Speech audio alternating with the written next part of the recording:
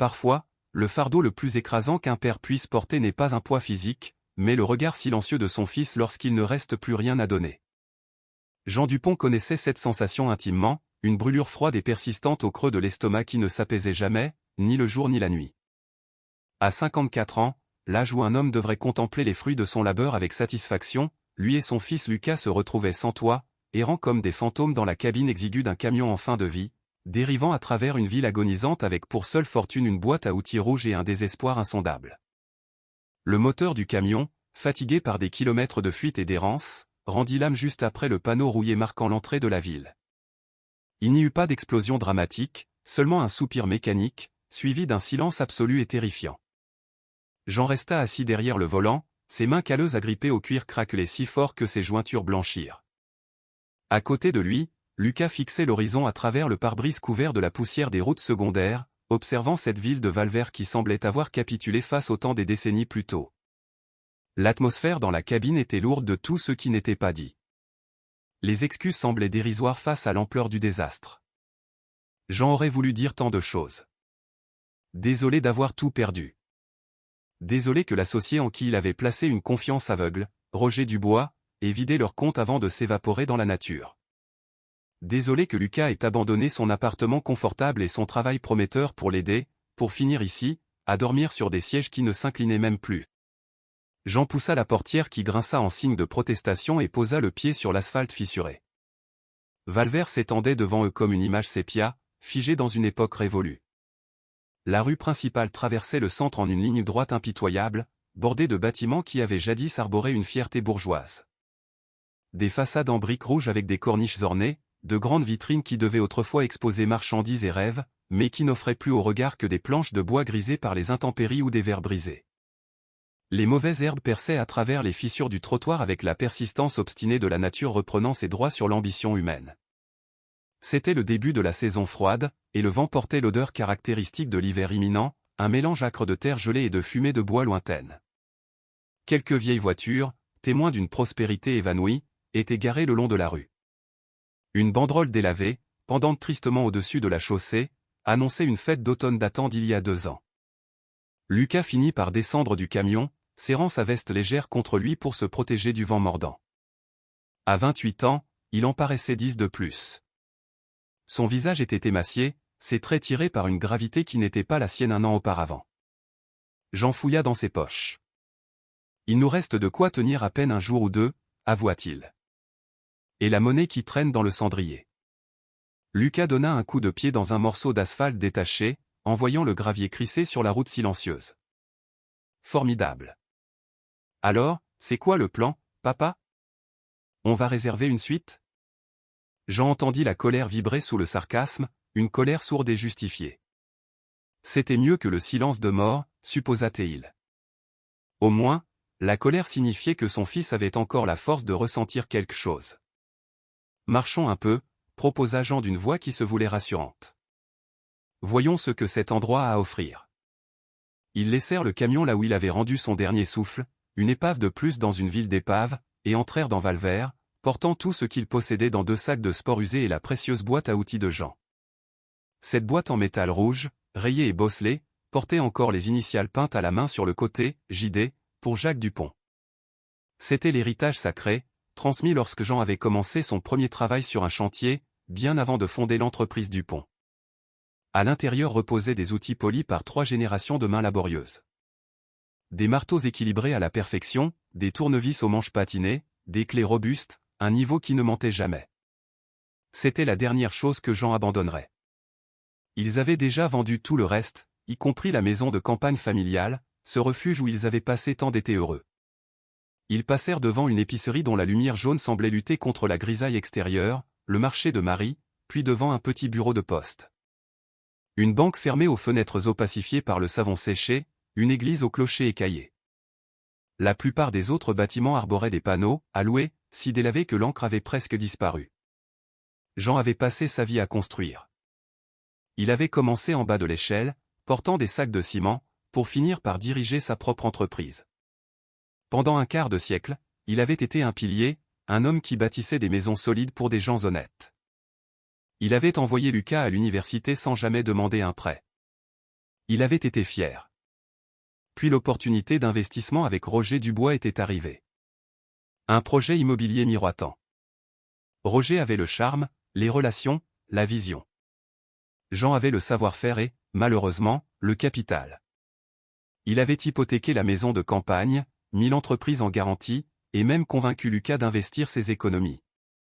Cela devait être leur consécration. Lorsque Roger avait disparu, il ne restait que le vide. Les permis étaient faux, le terrain appartenait à un tiers, et la loi ne voyait qu'une négligence civile là où Jean voyait un vol de vie. La maison de campagne fut saisie la première. Puis l'entreprise. Jean avait lutté pour garder ses ouvriers, mais sans trésorerie, les chantiers s'étaient arrêtés. Il avait dû licencier des hommes qu'il considérait comme des frères. Une voix tira Jean de ses souvenirs amers. « Papa, regarde ça. » Jean suivit le regard de Lucas vers un bâtiment situé à l'angle, légèrement en retrait de la rue principale. C'était une structure basse, plus large que les autres commerces, avec un toit plat et une série de grandes fenêtres courant le long de la façade. Bien que les vitres soient couvertes de panneaux de contreplaqué grisés par le temps et que la porte d'entrée soit barrée par une chaîne rouillée, la structure semblait défier l'abandon. Au-dessus de la porte, une enseigne peinte à la main, à peine lisible sous la crasse, annonçait « Le relais de la rivière ». Quelque chose se serra dans la poitrine de Jean, une nostalgie soudaine. Il avait toujours aimé ces relais routiers, leur simplicité honnête, leur fonction d'accueil inconditionnel. Son père, Jacques, l'emmenait dans des endroits semblables le matin, s'asseyant au comptoir pour boire un café noir pendant que Jean dévorait une tartine de baguette beurrée. « C'est fermé depuis des lustres », observa Lucas en s'approchant. Jean l'ignora et s'approcha du mur, étudiant le bâtiment avec l'œil de l'expert. Les fondations ne présentaient pas de fissures majeures. Les murs étaient d'aplomb. Le toit s'affaissait à peine. C'était solide. Sous la négligence, il y avait une ossature saine. « Pourquoi on regarde un restaurant abandonné ?» demanda Lucas, impatient. « On regarde juste. » Mais Jean ne faisait pas que regarder. Dans son esprit, il voyait déjà la porte poncée et vernie, les fenêtres dégagées laissant entrer la lumière, l'enseigne repeinte en couleurs vives. Il imaginait l'odeur du café fort et du pain frais, une baguette croustillante sortant du four. Il secoua la tête pour chasser ses chimères. Ils avaient à peine de quoi manger ce soir. Ils continuèrent jusqu'à l'épicerie pour s'enquérir d'un logement. La femme derrière le comptoir, Marie, les examina avec une curiosité franche mais sans malveillance. « Rien de bon marché ici, dit-elle. L'hôtel a fermé il y a une décennie. Le plus proche est loin au sud. » Lucas demanda s'il y avait un refuge, mais Marie secoua la tête. « Nous sommes trop petits. Ici, les gens s'entraident en famille. » Elle les observa un moment, notant leurs vêtements fatigués et les sacs de sport. « Vous êtes dans le pétrin ? » Juste de passage, mentit Jean par fierté. Le camion est en panne. Marie ne fut pas dupe, mais elle eut la délicatesse de ne pas insister. Elle griffonna un numéro sur un bout de papier. C'est pour Marie Lefebvre. Elle possède ce vieux relais au coin de la rue. Elle vit sur la côte maintenant. Elle essaie de s'en débarrasser depuis des années. Dites-lui que Marie du marché vous envoie. Elle vous laissera peut-être squatter quelques nuits si vous promettez de surveiller les lieux. Jean prit le papier comme s'il s'agissait d'un trésor. Merci. Jean appela depuis une cabine téléphonique devant la poste. Madame Lefebvre, à l'autre bout du fil, semblait surprise que son vieux bâtiment intéresse encore quelqu'un. Elle donna son accord, soulagée d'avoir quelqu'un pour occuper l'espace et éloigner les vandales. Les clés étaient gardées par le postier, Jean Lambert. Jean Lambert était un homme au geste lent et mesuré. Il leur confia le trousseau après avoir vérifié l'accord. « Je n'ai pas ouvert cette porte depuis des années, prévint-il. Je ne sais pas ce que vous allez trouver à l'intérieur. On se débrouillera, assura Jean. De retour devant le relais de la rivière, Jean inséra la clé dans le cadenas rouillé. Avec un effort, le mécanisme céda. La chaîne tomba avec un bruit mat. La porte s'ouvrit en gémissant sur des charnières sèches. Une odeur de poussière ancienne, de graisse figée et de temps suspendu les accueillit. Jean trouva un interrupteur. Les néons au plafond clignotèrent, hésitants, avant de baigner la salle d'une lumière crue. Le temps s'était arrêté ici. Des banquettes au vinyle rouge craquelé longeaient les fenêtres occultées. Un long comptoir courait sur un côté, bordé de tabourets pivotants dont certains avaient perdu leur assise. Au fond, une cuisine était visible. Les murs jaunis portaient les stigmates de la fumée de cigarettes d'une autre époque. Malgré la crasse, j'en vis le potentiel. Le carrelage, bien que sale, était intact. La structure était saine. Le bâtiment attendait simplement, avec la patience des choses inanimées, que quelqu'un lui redonne vie. « C'est ici qu'on dort » demanda Lucas, la voix blanche. « C'est ici qu'on reste » corrigea Jean. Ils dégagèrent un espace dans un coin, balayant des années de poussière pour installer leur sac de couchage. Ce soir-là, ils mangèrent une boîte de conserve froide, assis par terre, le dos contre le mur, dans le silence d'un restaurant fantôme. Jean se réveilla avant l'aube, le corps endolori par la dureté du sol. Lucas dormait encore, recroquevillé comme lorsqu'il était enfant. Incapable de se rendormir, hanté par ses échecs, Jean se leva. Il avait besoin de faire quelque chose de ses mains. C'était sa thérapie, sa seule façon de garder la tête hors de l'eau. Il s'aventura dans la cuisine. C'était un capharnaüm figé dans le temps. Des casseroles pendaient encore au crochet. Il vérifia les arrivées de gaz et d'eau avec la prudence d'un professionnel. L'eau, miracle, coulait encore, d'abord brune de rouille puis claire. Il trouva des produits d'entretien sous l'évier et commença à frotter. Le geste répétitif de l'éponge sur l'inox l'apaisa. En déplaçant des cartons, il découvrit un vieux percolateur en acier inoxydable, le genre d'appareil indestructible que son père affectionnait. Il le nettoya méticuleusement. Trouvant une boîte de café scellée sous vide dans le garde-manger, il décida de tenter sa chance.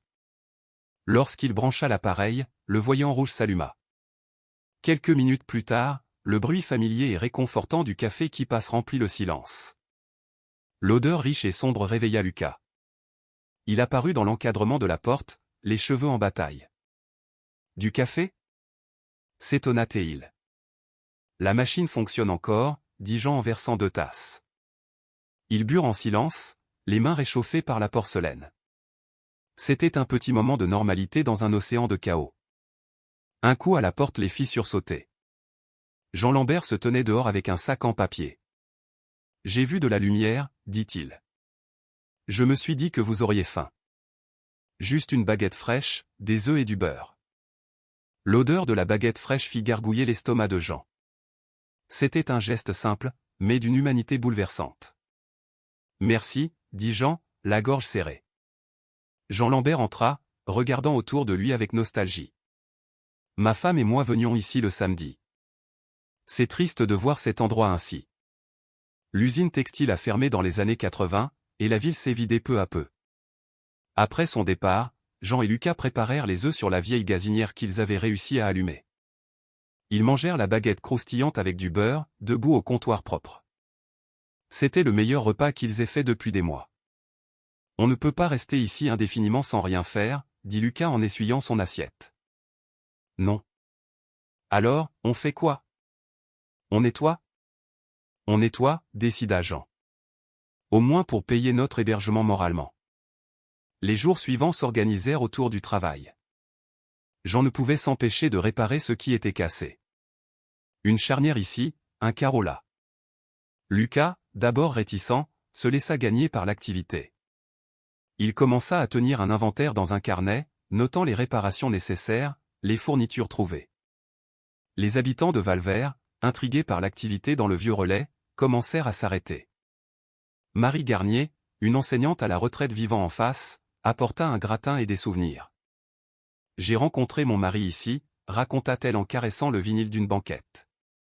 C'était le cœur de la ville autrefois. Chaque visiteur apportait quelque chose, des outils, des conseils, de la nourriture, mais surtout des histoires. Nicolas Martin, le bricoleur, aida pour la plomberie. Valérie Moreau, la directrice de l'école, amena des élèves pour aider au nettoyage des vitres dans le cadre d'un projet communautaire. Le relais cessait d'être une ruine pour redevenir un point de convergence. Un matin, Jean découvrit un vieux jukebox Wurlitzer sous une bâche poussiéreuse. C'était une magnifique machine chromée, muette depuis des décennies. Avec Lucas, ils passèrent 2 jours à démonter le mécanisme complexe, nettoyant chaque contact, remplaçant la courroie par un élastique de fortune trouvé chez Jean Fournier, le quincaillier. Lorsque Jean brancha la prise et sélectionna un disque au hasard, ils retinrent leur souffle. Le bras mécanique s'anima, le disque tourna, et la voix de Sam Cooke s'éleva, craquante mais pure, « Don't know much about history ». La musique traversa les murs. Marie Garnier traversa la rue en pleurant presque. « Je l'ai entendu de chez moi », dit-elle. C'est comme si le passé revenait. Ce soir-là, le relais se remplit spontanément. Les voisins vinrent écouter la musique, apportant qui une bouteille de vin, qui un gâteau. Chloé Petit, une infirmière aux yeux vifs, discuta longuement avec Lucas, lui demandant quel était leur projet. Lucas se surprit à parler d'avenir, dessinant sur son carnet des plans pour une réouverture hypothétique. Pourquoi pas? Lança Jean Rousseau, un vétéran qui avait passé sa vie ici. On a besoin d'un endroit pour se retrouver. L'idée germa. Ce n'était plus seulement un abri, c'était un projet. Jean, d'abord sceptique, se laissa emporter par l'enthousiasme de Lucas. Ils décidèrent de tenter le coup. Une ouverture modeste, petit déjeuner seulement. Des œufs, du café, des tartines de baguette. La communauté se mobilisa. Marie du marché fit crédit pour les premières fournitures. Chacun donna un peu de soi pour que le projet réussisse. Ils fixèrent une date d'ouverture. Mais le destin, cruel, frappa à nouveau. Une semaine avant le jour J, une berline luxueuse se gara devant le relais. Un avocat en sortit, porteur d'une nouvelle dévastatrice. Madame Lefebvre n'avait pas le droit de leur prêter les lieux. La propriété revenait à son neveu, Nicolas Lefebvre, suite à un long litige familial. Et Nicolas Lefebvre avait l'intention de vendre à un promoteur immobilier. Ils avaient 30 jours pour vider les lieux. Le coup fut terrible. Tout cet espoir, tout ce travail, anéanti en un instant. Le soir même, une assemblée de fortune se tint dans le relais. Les visages étaient fermés, la déception palpable. On ne peut pas lutter contre un promoteur, dit Jean, abattu. Ils ont l'argent, la loi. On peut peut-être acheter le bâtiment? Suggéra naïvement Valérie. Avec quel argent? Demanda Lucas. Le prix est hors de portée pour nous tous. Un silence lourd tomba. Puis Marie Garnier se leva, sa voix tremblante mais déterminée. Nous ne pouvons peut-être pas garder le bâtiment pour toujours. Mais nous pouvons l'avoir pour un jour. Le jour de l'ouverture est prévu. Ouvrons quand même. Pour l'honneur. Pour montrer à cette ville, et à nous-mêmes, que nous sommes capables de créer quelque chose de beau, même si c'est éphémère. L'idée, d'abord folle, fit son chemin. Un barreau d'honneur. Une journée parfaite pour dire adieu. Lucas regarda son père, cherchant son approbation. Jean vit la flamme dans les yeux de son fils, cette même flamme qu'il craignait avoir éteinte à jamais. D'accord, dit Jean. On va leur donner une journée inoubliable. La semaine qui suivit fut fiévreuse. Jean se jeta dans la cuisine comme un homme possédé. Il voulait ressusciter une recette de son père, les brioches à la cannelle. Il passa des nuits à pétrir, ajuster, goûter, jusqu'à retrouver la texture parfaite, filante et parfumée. Lucas organisa la salle, aidé par Chloé. Les murs furent décorés, les tables dressées avec la vaisselle prêtée par tout le village. Le matin de l'ouverture, l'aube se leva sur un Valvert qui semblait retenir son souffle. Jean et Lucas étaient debout depuis des heures. L'odeur du café frais et des brioches chaudes emplissait l'air. Les paniers étaient remplis de baguettes croustillantes, prêtes à être transformées en tartines. À l'heure dite, Jean Lambert fut le premier à franchir la porte, en costume du dimanche. Derrière lui, une file se formait déjà. Ils vinrent tous. Les vieux, les jeunes, ceux qui avaient aidé, ceux qui avaient juste entendu la rumeur. Le service commença. C'était un ballet frénétique et joyeux. Jean cuisinait sans relâche, envoyant des assiettes d'œufs brouillés parfaits, des tartines dorées, des brioches fondantes. Lucas orchestrait la salle, riant, servant, vivant. Le jukebox jouait What a Wonderful World. Pour quelques heures, la misère, l'incertitude et l'échec n'existaient plus. Il n'y avait que la chaleur humaine, le partage, la vie. Au milieu de la matinée, un bocal apparut sur le comptoir avec une étiquette manuscrite, pour sauver le relais. Les gens commencèrent à y glisser des billets, de la monnaie, parfois des chèques. C'était dérisoire face à la somme nécessaire, mais le geste était puissant. Vers midi, alors que le service battait son plein, un homme entra. Il ne ressemblait pas aux locaux. C'était Nicolas Lefebvre, le neveu héritier. Il resta près de la porte, observant la scène. Il vit les familles réunies, les sourires, il entendit la musique, il sentit l'odeur du café et des brioches. Jean sortit de la cuisine, essuyant ses mains sur son tablier, prêt à affronter l'ennemi. Lucas le rejoignit, protecteur. « Monsieur Lefebvre, dit Jean. Nous partirons comme convenu. Laissez-nous juste finir cette journée. » Nicolas Lefebvre regarda Jean, puis le bocal rempli de dons, puis Marie Garnier qui riait avec des enfants. « Mon oncle m'avait parlé de cet endroit, dit-il doucement.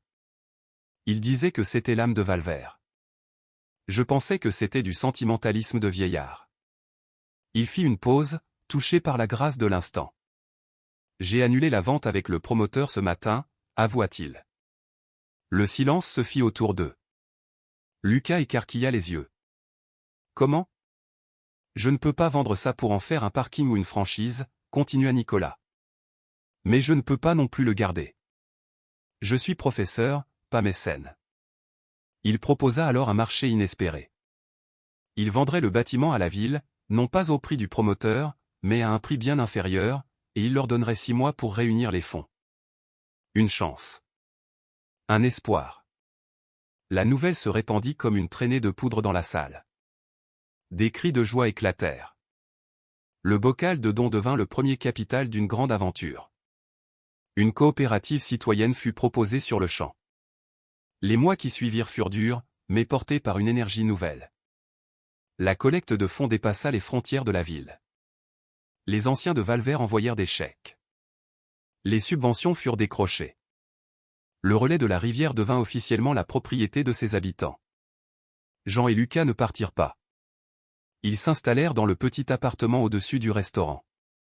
Lucas reprit des études de gestion à distance, tout en gérant le relais avec Chloé qui était devenue bien plus qu'une amie. Jean, lui, trouva une paix qu'il croyait perdue. Il cuisinait, bricolait, et surtout, il enseignait. Un soir, alors que le soleil se couchait sur une ville qui semblait enfin respirer à nouveau, Jean appela un jeune homme du lycée, Lucas Simon, qui venait souvent aider aux réparations. « J'ai quelque chose pour toi, dit Jean. » Il sortit la vieille boîte à outils rouge, celle avec les initiales JD.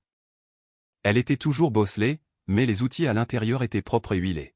« Mon père me l'a donnée quand j'ai commencé, » expliqua Jean. « Elle a servi à construire des maisons, puis à reconstruire une vie ici. Maintenant, c'est à ton tour d'apprendre à bâtir. » Le jeune homme reçut le présent avec respect, comprenant la valeur du geste. Plus tard, Jean retrouva son fils accoudé au comptoir, regardant la salle vide mais prête pour le lendemain. « Tu sais, dit Lucas, je pensais que nous avions tout perdu en venant ici. »« Nous avons tout perdu, confirma Jean. »« Non, sourit Lucas. Nous nous sommes délestés de ce qui ne comptait pas pour trouver ce qui était essentiel. » Jean posa une main sur l'épaule de son fils.